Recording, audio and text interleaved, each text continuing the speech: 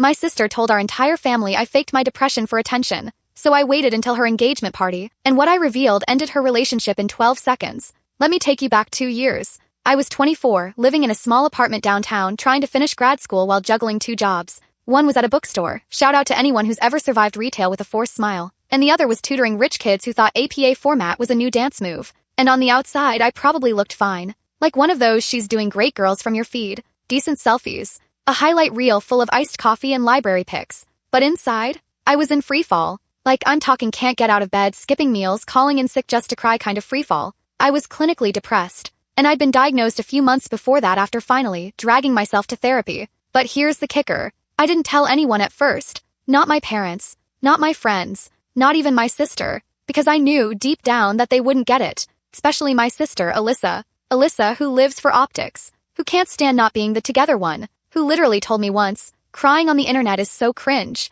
She's one of those people who thinks mental illness is just a vibe you can Pinterest your way out of. Anyway, I eventually told her, 'cause I was exhausted, 'cause I needed someone to know, 'cause she was my sister, and I regret it every single day. I told her during a brunch, stupidly thinking we were having a real talk moment over overpriced pancakes. I explained what I was dealing with, how hard it had been, how I was finally on meds and doing therapy. And she literally goes, "Oh, you mean like sad? Or like social media sad?" I just stared at her. She kept going, like, "Do you think you're actually depressed? Or are you just burnt out or whatever?" I should have left right then and there, but I didn't. Because when you're that raw, you want to believe people will come around, that they'll see your pain and sit with it. Spoiler, she didn't. She sat with it for exactly 2 minutes and then pivoted to showing me a TikTok of someone organizing their fridge. Classic Alyssa. I tried to write it off as her being clueless. But then came Thanksgiving. We were all at my parents' place. Turkey, drama, the usual. I was sitting quietly, scrolling through my phone, trying to stay under the radar. And out of nowhere, my aunt leans over and says, "Hey, we heard you've been struggling. Alyssa told us you've been a bit dramatic lately." Dramatic. I could feel the blood leave my face. Then someone else, my cousin Ryan, chimes in with, "Yeah, Alyssa said you posted all that stuff about being low just for attention, that you were fishing for sympathy or something." I was mortified. Like I wanted the floor to open up and just eat me. I hadn't even posted anything that personal, just vague captions. Stuff like taking things day by day or be gentle with yourself. Nothing extreme. And now my whole family thought I was making it up, pretending. Alyssa was across the table, sipping wine like she didn't just detonate an emotional bomb under me. I confronted her after dinner, not in a dramatic way. I pulled her aside, asked her why she would say that. She blinked at me like I'd asked her if the sky was purple. "Relax," she said. "You're always so sensitive." I was just joking around. I told her it wasn't funny. She rolled her eyes. "Okay, well, maybe don't post cryptic sad girl stuff if you don't want people asking questions." I swear, I felt like I was losing my mind. That was the start of it. The rumors, the whispers, the way certain family members started treating me like I was this attention-hungry drama magnet. I ended up pulling back, skipping events, avoiding calls. I just didn't have it in me to defend my own reality anymore. And through all of that, Alyssa kept shining. She got a promotion at work, moved in with her boyfriend Carter, who's honestly the only decent one in that whole mess. She started planning trips, doing these soft launch posts about big things coming, and then came the big news. The engagement. Suddenly it was her season. The group chats blew up. My mom was crying over diamond close-ups. My dad was already Googling venues. Alyssa was everywhere. And me? I was still fighting to stay afloat, quietly, in the background, with a therapist, a support group, and a whole folder in my notes app titled, "Things I'm Not Ready to Say Out Loud." But then something happened that flipped the switch. It was a random Tuesday night. I just finished crying in the shower. You know, that post-cry exhaustion where your skin's hot and your eyes are burning, when I got a call from an unknown number. It was Carter's sister. We'd only met once, so I was confused. She said, "Hey, I know this is weird, but I think you should know what Alyssa's been saying about you." And girl, what she told me, that was the moment I stopped being the quiet one. That's the moment the story really started. Before I lay out exactly how I turned my sister's lies into a public disaster she'll never outlive, I'd like to know, what city, state, or country are you watching from? Drop it in the comments below. And if stories about exposing two-faced family members hit close to home, smash that like button and subscribe so you never miss the next one. Okay, back to the chaos. So I'm standing there, dripping water onto the bathroom floor, holding my towel in one hand and my phone in the other, while this girl, Carter's sister Maya, is on the line saying, I didn't know if I should say anything, but honestly, I'd want someone to tell me. My stomach dropped. Immediately. 'Cause when someone opens with that line, you already know it's about to get ugly. She pauses and goes, Alyssa's been saying some pretty out-of-pocket stuff, and it's not just you. But the way she's talked about your depression, it's been nasty. Like cruel. I was frozen. I said, what exactly did she say? And Maya sighs, then says, I'll just send you the screenshots. I took them because something about it felt so wrong. I didn't even respond. I just waited. And 2 minutes later, my phone buzzed. 7 screenshots, all from a group chat Alyssa had with her bridesmaids, and for some reason, Maya had been accidentally added at the beginning before they realized she wasn't supposed to be in there. And y'all, I wish I could say I was shocked, but honestly, I was just numb. There was one message from Alyssa that said, "I feel like I'm gonna have to invite sad girl to the engagement party. Cue the mopey energy." And another one, "Imagine faking depression for sympathy likes. Should I get her a gift card to therapy talk?" And the worst one, the one that made my hands shake. She literally made up this whole mental health thing because she couldn't handle grad school. It's not my fault some people need to be broken to feel special. Like, huh? Who even thinks that way about their own sibling? And it wasn't just her. A few of the bridesmaids were laughing along, posting reaction gifs and adding their own garbage like, "Is she still on those fake meds or whatever? Watch her make a toast at your party like, 'I'm so proud of my sister,' even though she never believed my trauma." I felt sick. I sat down on the bathroom floor, wet towel and all, and just stared at the screen. I think what hit the hardest was, it wasn't just that she said it. It was that she felt comfortable saying it. That somewhere inside, she genuinely believed I was faking. Through everything. Through the breakdowns, the ER trip, the nights where I sat on my kitchen floor staring at a bottle of pills trying to convince myself I still mattered. And she thought it was all performative? I wanted to scream. Or disappear. Or both. But something stopped me. And I know this is gonna sound weird, but instead of crying, I got calm.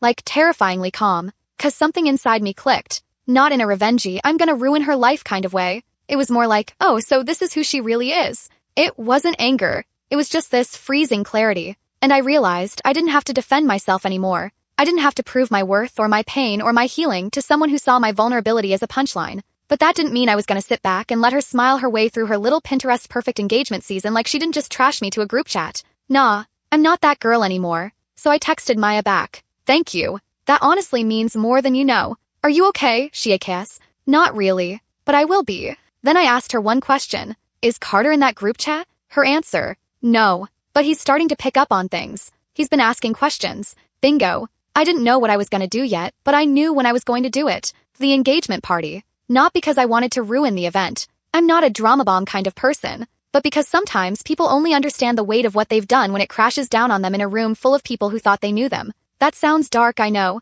But at that point, I wasn't out for blood. I just wanted the truth to be loud enough that even Alyssa couldn't talk her way around it, so I started planning. I gave myself a whole week to get my head on straight. Went to therapy. Sat in my little self-care corner. Lit candles. Journaled. Creamed into a pillow. The whole 9 yards. Then RSVP'd yes. And my mom was thrilled. "Oh good, sweetheart. I know things have been tense between you and your sister, but I think this party could be a fresh start." Damn sure. A fresh start with someone who thought mental illness was an aesthetic. My dad called too. Said he was proud of me for being the bigger person. And I didn't correct him. I just said, "Thanks. I think it's time to let some things go." Which wasn't a lie. I was planning to let a lot go. Right into the open air. In front of 50 people. I picked my outfit. Practiced what I was gonna say. Rehearsed every version of how she might react. And most importantly, I printed the screenshots. Not because I wanted to expose her like some TikTok villain, but because I wanted receipts. 'Cause gaslighters thrive in silence. And I wasn't playing that game anymore. So when the day finally came, I showed up. Wearing navy blue. Hair done. Face neutral. You'd never guess I was carrying emotional TNT in my purse. Alyssa greeted me at the door with a glass of Prosecco and a fake smile hug. "You made it," she squealed like she hadn't dragged my name through the dirt in a chat full of bridesmaids. And I smiled back. 'Cause babe, you can only push someone so far before they stop being the quiet one. Okay, so imagine this. We're in this ridiculously fancy backyard, like Pinterest threw up on it. String lights, artisanal cheese boards, giant gold balloon letters spelling out love, and that one friend of the bride filming everything like it's a Vogue wedding diary. It's golden hour. People are mingling with those tiny champagne glasses that hold exactly 3 sips. Everyone looks like they walked out of a Zara catalog. The whole thing. And me, I'm standing there in my navy blue dress, holding a gift bag in one hand and the receipts in the other. I hadn't decided yet if I was going to say something or show something. But one way or another, something was getting aired. Now, let me set the scene before the actual mic drop. Alyssa was working the party like a pro, hugging people, telling everyone it still doesn't feel real in her influencer voice, flashing that new diamond like it cured global warming. And Carter? Honestly, he looked good. But also tired. Like the kind of tired that says, "I love her, but I haven't slept right in weeks and I don't know why." He kept glancing at her like he was watching someone on stage, waiting to see if the act would drop. It didn't. Anyway, I kept it low-key. Talked to some cousins. Sipped my sparkling water. Nodded along during their engagement slideshow like I wasn't holding a mental highlight reel of betrayal. And then, it was time for the toasts. Alyssa's maid of honor went first. Classic we've been besties since forever speech, complete with old photos and inside jokes no one else understood. Then their dad said something sweet and slightly awkward, as dads do. And then, Alyssa, being Alyssa, grabs the mic and says, "Before dinner, I'd love to open it up. If anyone else wants to say a few words, the floor is yours." And then she looks at me, like she wanted me to speak. Plot twist, right? I guess in her mind, I was still playing the role of the supportive sister, the one who shows up, smiles politely, and fades into the background while she basks in the spotlight. So I smiled, took a step forward, and y'all, the silence that fell? You could hear a hairpin drop on a marshmallow. I walked up slowly, took the mic, and said, "Thanks, Alyssa." I looked around the crowd. Friends, family, a few coworkers, Carter, Maya standing in the back giving me this tiny nod like, "You got this." And I said, "So, I wasn't planning to speak today, but since I'm here and since this is a celebration of love and honesty, I figured, why not?" People chuckled. I wasn't smiling. I looked at Alyssa straight in the eye and I said, 2 years ago, I told someone I trusted that I was struggling with depression." Her smile faltered. I kept going. Calm, measured, real. I was scared, embarrassed. But I thought, if I can't tell my own sister, who can I tell? Now people were really quiet. I saw Carter shift in his seat. I said, "Turns out that was a mistake. Because instead of support, what I got was mockery." I pulled out the folded papers from my clutch, held them up. Some of you might recognize these. They're screenshots. The messages that were sent in a group chat I was never supposed to see. Alyssa's eyes widened. Her hand went to her chest like she couldn't believe I would do this. I read one aloud. "Imagine faking depression for sympathy likes." The air changed. Someone gasped. I kept going. Should I get her a gift card to therapy talk? I paused. And I said, "That's what my sister thought was appropriate to say about me. About the lowest point in my life." I turned to Alyssa. "You said I was sad for likes. That I made up my diagnosis to feel special." She opened her mouth. I held up a hand. "I'm not here to argue. I'm not even here to make a scene. I just think it's fair. If you're going to tell a story about me, I should get to finish it." Then I turned to Carter. "And this is the part that changed everything." I said, "Carter, I know you weren't in that group chat, but you should know who you're marrying. Because if this is how she treats the people closest to her when they're vulnerable." Pause. "You deserve to know now before you find out when it's you being torn apart in a group chat." Boom. 12 seconds. That's how long it took after I said that before everything fell apart. Carter stood up, looked at Alyssa, and said, "Is this true?" She was stammering. "It was a joke. I didn't mean it. She's just trying to ruin my day." But he wasn't even looking at her anymore. He turned and walked out. Just this quiet, heartbroken exit that hit harder than any blow-up ever could. And Alyssa? She lost it. Tried to run after him. Screamed something about how I was jealous and vindictive. But no one followed her. They all just stood there, watching. And me? I put the mic down, picked up my clutch, and walked away. So yeah, that happened. I didn't sleep that night. Not because I regretted it, not even close, but because my adrenaline was absolutely raging. You know when your heart won't stop racing and your brain just keeps replaying every second in high definition? That was me. I didn't know if Carter had broken it off. I didn't know if Alyssa was planning to show up at my apartment screaming. I didn't even know if my parents were furious or proud or both. All I knew was, I had finally said the thing no one else had the guts to say. And it felt like breathing for the first time in 2 years. But oh boy, the fallout started before I even got out of bed the next morning. I woke up to 14 missed calls. 2 voicemails from my mom, 3 from Alyssa, and 1 very confused message from my Aunt Carla that just said, "Call me back now." I didn't call anyone. I opened the family group chat instead. And listen, it was on fire. The last 10 messages were all caps and emojis and paragraphs. Let me paint the picture. "Alyssa, I can't believe you would do this to me." Alyssa again. "You ruined the most important night of my life." Aunt Carla. "Wait, are the screenshots real?" Cousin Mariah. "Yikes, that was brutal. But I mean, she didn't lie." Dad. "Can we all take a breath before this escalates?" Alyssa, again, "Don't defend her. She humiliated me." Uncle James. "Maybe you should have thought about that before sending those texts." It was chaos, like emotional battlefield vibes. And then, quietly, like a little bomb that slipped under the radar, Carter's mom dropped in with, "Carter's staying at our place. He said he needs time to think. Please respect his space." Silence. And then one message from Maya, Carter's sister, just one sentence. "You did the right thing." I sat there just staring at my phone, wrapped in a hoodie, still in bed, with my hair looking like I lost a wrestling match with my pillow. And I'll be honest, that part almost made me cry. Not because I needed the validation, I didn't do it for that, but because, for the first time in forever, someone actually got it. Someone saw the pain under the speech, the exhaustion under the facts, courage it took to say, enough. Anyway, fast forward to that afternoon. My mom showed up at my door, hair still curled from the party, sunglasses on, lips pressed tight like she was trying not to scream on the sidewalk. I open the door, bracing for impact. She walks in and goes, "We need to talk." I said, "Then talk." And she pauses, sits down on my couch, doesn't even look at me at first, and finally says, "I don't know what happened to you too." You used to be so close. That sentence, it was like a slap, 'cause we weren't close. Not really. We were just trained to look like it. Forced hugs at holidays. Tag your sister posts on Instagram. Matching PJs for family pictures. All surface. No soul. I said, we were never close. You just liked the idea of us. And she got real quiet. Then she says, you humiliated her. I snapped. Mom, she humiliated me for 2 years. She told our family I was faking my depression. She made jokes about me in a group chat. You think I started this? And then, I swear, she says, she didn't mean it.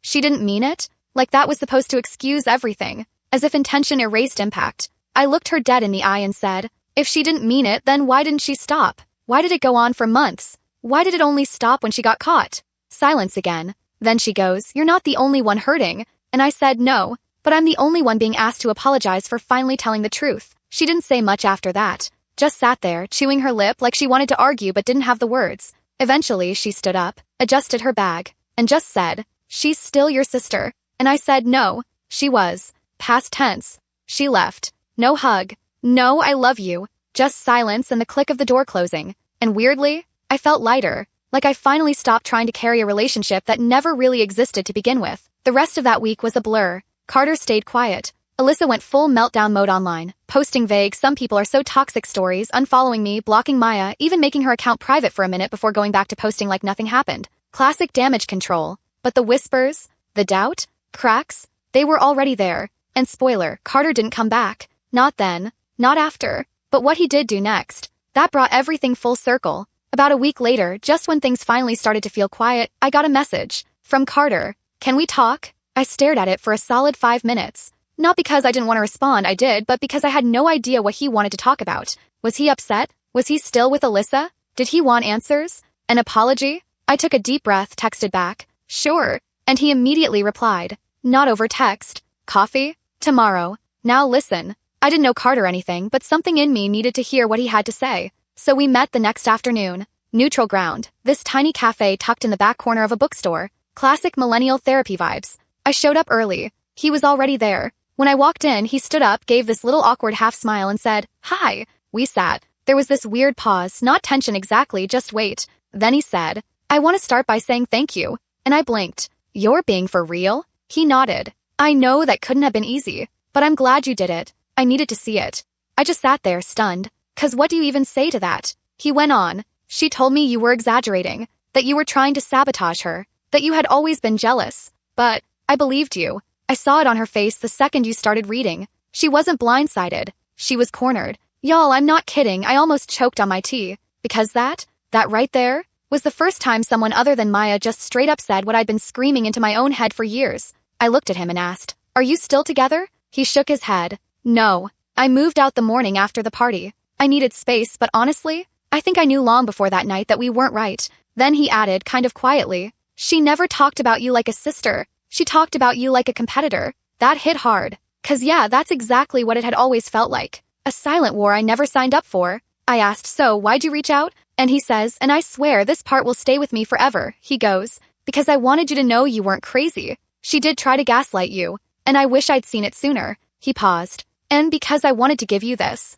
He pulled out a folded piece of paper from his jacket, slid it across the table. It was a note from Alyssa written to him. I hesitated. You sure I should read this? He nodded. So I unfolded it. And wow, it was one of those I'm sorry you felt hurt kind of letters, full of half apologies, vague excuses, and zero accountability. She actually wrote, I didn't mean what I said, but if it made her feel bad, I guess I'm sorry. And at the bottom she wrote, I just don't get why people need to broadcast their sadness. I handle things privately. There it was. The final nail. She still didn't get it. And honestly, maybe she never will. I handed the note back, looked Carter in the eye and said, thank you for not pretending this didn't happen. He nodded again. You didn't deserve it. And I'm sorry I didn't say anything sooner. I told him, it's okay. You saw it when it mattered. We ended up talking for over an hour. Not just about Alyssa but life, work, healing. He even asked if I'd ever considered writing a book about what I'd been through. I laughed. Therapist says journaling counts, but maybe one day. He smiled. You should. People need to hear it.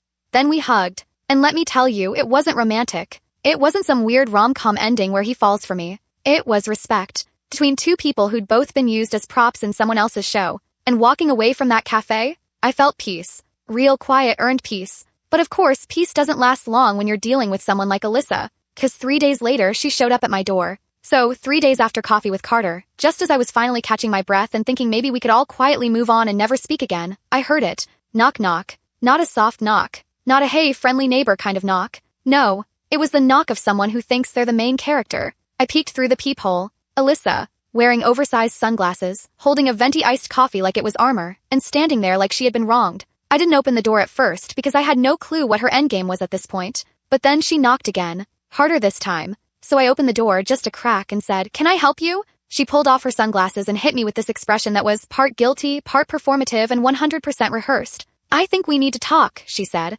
I didn't move. She added, "Please, just give me 5 minutes." I let her in, not because I wanted to, but because, after everything, I needed to see what version of herself she was going to try and play now. She walked in like she owned the place, sat on my couch, crossed her legs, took a dramatic sip of her coffee, and then she pulled out a literal piece of paper, typed, folded. "I'm not joking," she brought notes. I sat across from her, crossed my arms, said nothing. She cleared her throat and started reading. "I wish I were making this up. I want to begin by saying that I recognize your feelings are valid." I blinked. She kept going. "I understand that, from your perspective, I may have said things that were hurtful." I cut her off. "From my perspective?" She looked up, stumbled. "I mean, that's just how apologies are structured." "Oh, so we're apologizing like it's a corporate memo now?" Cool. I said, "Do you even believe the stuff you wrote on that paper? Or is this just the PR version of you?" She rolled her eyes. "I'm trying, okay? I didn't have to come here." I snapped back. "You didn't have to trash me in a group chat either, but here we are." That hit her. She sat there silent, so I kept going. "You want 5 minutes? Fine. Let's use them. Tell me, why'd you do it? Why lie to our family? Why humiliate me like that?" And she just said, "I didn't think it was a big deal." Not a big deal. This girl watched me unravel for 2 years, called it fake, laughed about it, and now it's not a big deal? I could feel my hands shaking. I said, "Alyssa, I was literally one more sleepless night away from checking myself into a hospital. But sure, let's call that not a big deal." She looked uncomfortable, like she wanted to argue but knew she couldn't. Then she threw this one out. "You always made everything about your feelings." I stared at her. "Because they were my feelings." She shook her head. "You never gave me space to vent. It was always about you being sad or low or whatever." I leaned in. "Oh, I'm sorry. Was my depression stealing the spotlight from your aesthetic breakdowns and mild burnout brunch posts?" She flinched. I didn't care. I'd been quiet for too long. She finally dropped the script. Literally. Let it slide off her lap onto the floor, and she said, "I was jealous, okay?" I blinked. "Of what?" She hesitated. And then, honest to God, she goes, "You had everyone's attention. You were the one people asked about. You were the one Carter kept checking on." My jaw almost hit the floor. "You thought I wanted that kind of attention? That I was enjoying people worrying if I was going to make it to my next birthday?" She shrugged. "You were still the center of everything. And that was it. That right there was the core of it. It was about her feeling invisible next to someone in crisis." I stood up, and I said, "You know what, Alyssa? I hope one day you do feel what I felt. Not because I want you to suffer, but because maybe then you'll stop treating people's pain like an inconvenience." She looked up at me with this wounded expression like I was the one being harsh. I didn't budge. She stood up too, grabbed her little apology paper and said, "I tried." And I said, "No, you performed. Big difference." She left without another word. Door shut. Silence. I made tea, put on a show, sat with myself in my quiet little apartment, not sad, not broken, just done. Done carrying a relationship that only ever went one way. And you'd think that was the end, right? Except a few days later I found out something that made my jaw drop. Let's just say Alyssa's perfect social circle was starting to crumble. 'Cause Carter wasn't staying quiet anymore. So listen, at this point I was pretty sure the worst was behind me. I'd said my piece. Alyssa had flopped her weird scripted apology. Carter and I had parted ways on something that almost resembled mutual respect. And I honestly thought I was done with this chapter. Like ready to move on, maybe even get back to, I don't know, regular drama-free problems like running out of oat milk. But nope. 'Cause the universe, or karma, or just plain messy people, was not done with Alyssa. And this next part? Oh babe, this is where it really unravels. So picture this. It's a Wednesday. I'm at my favorite coffee spot, laptop open, finally feeling clear-headed enough to get some work done, when my phone starts blowing up. First it's my cousin Mariah, then Maya, then 3 different group chats, all saying the same thing. "Did you see Carter's post?" My heart drops. 'Cause no one says something like that about a guy who just ghosted his ex quietly and moved on. So I open Instagram and there it is. Carter posted a full-on Notes app confession. Yeah, you heard me right. This man dropped a screenshot of an actual iPhone Notes app paragraph. Black text, white background, minimal filter. It was giving press release energy, but with the emotional punch of a mic drop. And it started like this. I've stayed quiet out of respect, but recent events and the way certain people have continued to manipulate the narrative have made it clear I need to speak up. Then he named names. Well, one name, Alyssa's. When I proposed, I truly believed Alyssa was the person I wanted to spend my life with. But the way she treated her own sister, and the things she said about mental health, empathy, and performative sadness, made me realize I never really knew who I was with. And y'all, that was just the first paragraph. He went on to say, mocking someone's lowest point doesn't make you strong. It makes you cruel. And if standing up against that means losing some people, I'm okay with that. Chills. Then he ended it with, to anyone who has struggled silently, I see you. You don't need to prove your pain for it to be real. And if you've ever had someone invalidate what you were going through, I hope you find people who lift you up instead of tearing you down. And the caption. This isn't shade. This is sunlight. Bro, I had to put my phone down. I was shaking. Like, Carter didn't just burn the bridge. He called in air support. And the comments? Girl, you already know. Half of them were from mutual friends, former bridal party members, even a couple of coworkers, all saying stuff like, this explains so much. Good on you for speaking up. Mental health isn't a trend, it's real. Thank you for using your voice. And then, quietly, like the social version of pulling the emergency brake, several of Alyssa's bridesmaids unfollowed her. One even commented, wish I'd known the whole story before agreeing to be part of that bridal party. It was done. No more curated #BrideLife content. No more story reposts of people toasting her. It was like someone shut the lights off on her social media stage. A day later, her Instagram went dark. Deactivated. Gone. Now, I don't know if she deactivated it herself or if she just couldn't handle the DMs anymore. But whatever the reason, she disappeared from the internet like a magician in crisis. And honestly, I felt nothing. No satisfaction. No guilt. Just this strange, quiet sense of release. Because for once, the truth didn't get buried under filters and you're just overreacting. It stood up, loud and clear, and people listened. Even my parents, who, let's be real, had been Alyssa apologists from day one, eventually circled back. My mom texted me, I didn't know it was that bad. I'm sorry we didn't hear you sooner. My dad followed with, proud of you for speaking up. You did what was right. Was it too late? Kinda. Did it still mean something? Yeah, it absolutely did. And Maya texted me later that night with the perfect line. Alyssa tried to host a party, but you brought the truth. And the truth always wins. Period. But the real kicker? What came a few weeks later? Because apparently, Alyssa's spiral didn't stop with the deleted Instagram. Nope. Turns out she ended up losing her job. Because a few screenshots from that same group chat somehow made their way to her company's HR. One of the girls in that chat worked in the same office. Apparently, the company had a mental health initiative. And Alyssa's words didn't exactly scream supportive workplace culture. So yeah, last I heard, she moved back in with our parents. And me? Well, I was thriving in a very quiet, very peaceful, very unbothered way. But that's not where this ends. Because a few months later, I got one more surprise. One I never ever saw coming. Alright, so it had been about 3 months since the whole engagement party explosion. The internet storm had passed. Alyssa's followers vanished right along with her grid. Carter was living his best low-key life, and I was finally living my life. Therapy was going well. I was sleeping again,